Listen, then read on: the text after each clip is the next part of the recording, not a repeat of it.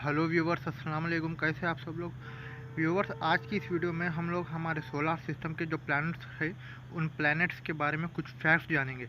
Video को शुरू करने से पहले अगर अभी तक आपने हमारे चैनल को सब्सक्राइब नहीं किया है तो सब्सक्राइब कर दीजिए और लेटेस्ट नोटिफिकेशन के लिए बेल आइकन को ऑल पर कर दीजिए। तो चलिए बिना किसी देरी के वीडियो को शुरू करते हैं। तो हमारे सोलर सिस्टम का जो पहला प्लैनेट है वो है मर्क्यूरी। मर्क्यूरी के जो फैक्ट्स हैं उसमें से एक है it has no moons. Mercury को एक भी मून नहीं होता। पूरे सोलर सिस्टम में सिर्फ 2 प्लैनेट्स ऐसे हैं जिसको एक भी मून नहीं है, उसमें से एक है मर्क्यूरी। इसका सेकेंड एक पॉइंट है, it is the second hottest planet. ये सोलर सिस्टम में सबसे ज़्यादा सेकेंड हॉटेस्ट प्लैनेट है। ये सन के सबसे करीब होता है फिर भी ये सेकेंड हॉटेस्ट है। क्यों? इसके बारे में आगे की वीडियो में आपको पता चलेगा। थर्ड ये है इसका पॉइंट कि ये it is the smallest planet of the solar system. ये हमारे सोलर सिस्टम की सबसे स्मॉलेस्ट प्लैनेट है। और इसका फोर्थ पॉइंट ये है, it is the second densest planet. ये सेकेंड डेंसेस्ट प्लैनेट है पूरे सोलर सिस्टम में। सोलर सिस्टम का जो सेकेंड प्लैनेट होता है वो होता है वीनस। इसके जो पॉइंट्स है वो कुछ इस तरह से है।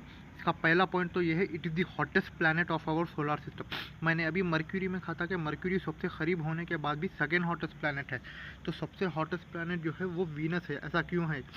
वीनस सेकेंड है, मर्क्यूरी के बाद में है, मगर वीनस का जो एटमॉस्फेयर है वो 96 to 97% कार्बन डाइऑक्साइड है। तो इसकी वजह से वो हीट जल्द ऑब्जॉर्व कर लेता है और वो hottest planet of the solar system है। इसका सेकेंड पॉइंट जो है वो है, it rotates in the opposite direction of the other planets. ये सारे प्लैनेट्स के अपोजिट डायरेक्शन में घूमता है। तकरीबन प्लैनेट जो होते हैं वो अगर समझो एक तरफ घूमेंगे तो ये उनके अपोजिट तरफ घूमेगा। और इसका भी थर्ड पॉइंट है, it has also has no moons. इसको भी मून्स नहीं होते। सिर्फ 2 प्लैनेट सोलर सिस्टम में है जिसको एक भी मून नहीं है। पहला है मर्क्यूरी, दूसरा वीनस। इसका और एक पॉइंट है, it is known as morning और इवनिंग स्टार। इसको सुबह सुबह और इवनिंग के टाइम पर देखा जा सकता है, इसीलिए मॉर्निंग और इवनिंग स्टार कहलाता है। और ये जो वीनस है वो साइज़ में तकरीबन अर्थ की तरह ही है, पूरी तरह नहीं पर तकरीबन अर्थ की तरह ही है, इसीलिए इसको अर्थ का ट्विन प्लैनेट कहा जाता है। और it is the second brightest object. Moon के बाद में ये जो है तो नाइट स्काई में सेकेंड ब्राइटेस्ट ऑब्जेक्ट कहलाता है। जो तीसरा प्लैनेट हमारे सोलर सिस्टम में है वो हमारा घर, हमारा अर्थ। इसके बारे में तो मुझे ज़्यादा कुछ बोलने की ज़रूरत नहीं है, आप सब जानते हैं ये हमारा घर है। ये ओनली लिविंग प्लैनेट है सोलर सिस्टम में। और दूसरा, ये डेंसेस्ट प्लैनेट है सोलर सिस्टम में, सबसे डेंसेस्ट प्लैनेट यही है। चौथा प्लैनेट हमारे सोलर सिस्टम का, इसका नाम है मार्स। मार्स को रेड प्लैनेट कहा जाता है। It is called as red planet क्योंकि ये रेड कलर में होता है। और इसकी एक खासियत ये है कि सारे सोलर सिस्टम में इस प्लैनेट पर सबसे टॉलेस्ट माउंटेन है, उसे ओलंपस कहा जाता है। सबसे टॉलेस्ट माउंटेन, माउंट एवरेस्ट से भी ज़्यादा टॉलेस्ट माउंटेन इस प्लैनेट पर पाया जाता है सारे सोलर सिस्टम में बल्कि। और इस प्लैनेट की एक और बात यह है कि इसमें सबसे लार्जेस्ट डस्ट के स्टोम्स पाए जाते हैं। सबसे लार्जेस्ट डस्ट स्टोम्स इस प्लैनेट पर पाए जाते हैं। हमारे सोलर का पांचवा प्लैनेट जुपिटर। ये सबसे biggest planet in the solar system है। सारे सोलर सिस्टम में सबसे बड़ा प्लैनेट जुपिटर होता है। और इसका एक पॉइंट ये है, इसमें सबसे शॉर्टेस्ट डे होता है। सारे सोलर सिस्टम में का सबसे शॉर्टेस्ट डे इसी प्लैनेट पर होता है। ये सिर्फ 9 घंटे और 55 मिनट में इसमें दिन ख़त्म हो जाता है। इसमें रिंग्स होते हैं। रिंग्स हम देखते हैं कि सैटर्न में हमको दिखाई देते हैं, पर जुपिटर में भी रिंग्स होते हैं, हमको दिखाई नहीं देते। वो क्यों? जब हम सैटर्न के बारे में पढ़ेंगे, जब मैं आपको उस बारे में बताऊंगा। इसमें जो जुपिटर में जो सबसे लार्जेस्ट मून है उसका नाम है गैनीमेड। और इसका एटमॉस्फेयर हाइड्रोजन और हीलियम का 90% एटमॉस्फेयर हाइड्रोजन और हीलियम होता है। और इसमें जो है जो इससे पहले का जो प्लैनेट था मार्स, मार्स तक जितने भी प्लैनेट है सारे प्लैनेट्स को इनर प्लैनेट कहते हैं। उसके बाद जुपिटर के बाद से जितने भी प्लैनेट्स है सारे प्लैनेट्स को आउटर प्लैनेट कहते हैं।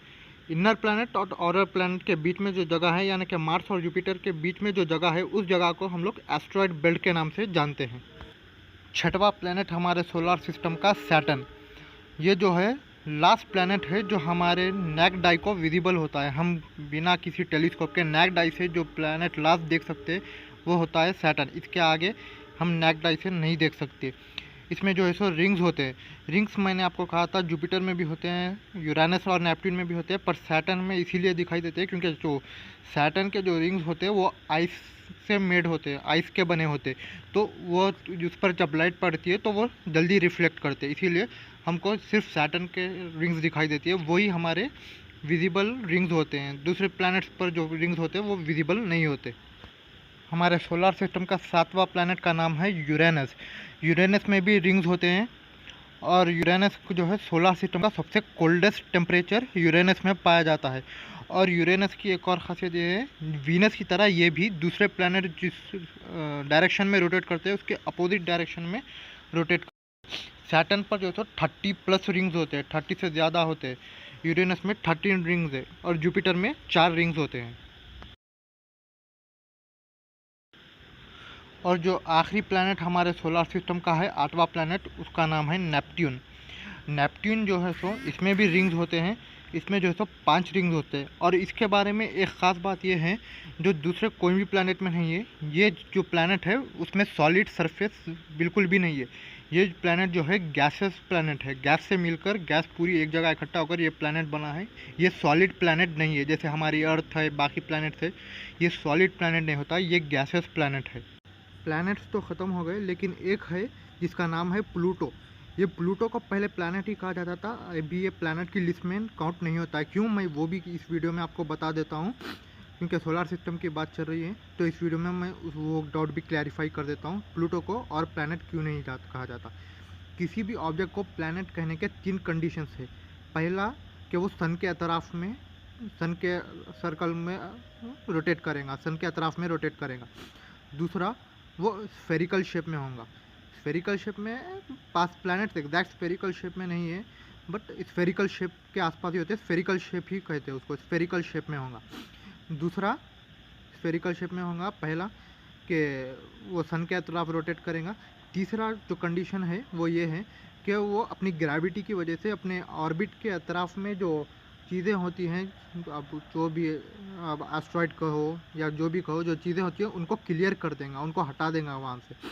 तो जो है सो प्लूटो की फर्स्ट और सेकंड कंडीशन तो सेटिस्फाई करती है, वो सन के तरफ रोटेट करता है और उसका जो शेप है वो स्फेरिकल शेप भी है। लेकिन जो थर्ड कंडीशन है वो अपने नेबरिंग ऑर्बिट जो होता है, उसके ऑर्बिट के जो नेबर होता है, एस्ट्रॉइड वगैरह जो भी उसको क्लियर करता है, वो प्लूटो क्लियर नहीं करता प्लान। तो ये थर्ड कंडीशन में प्लूटो फेल हो जाता है, जिसकी वजह से वो प्लैनेट की लिस्ट में नहीं आता।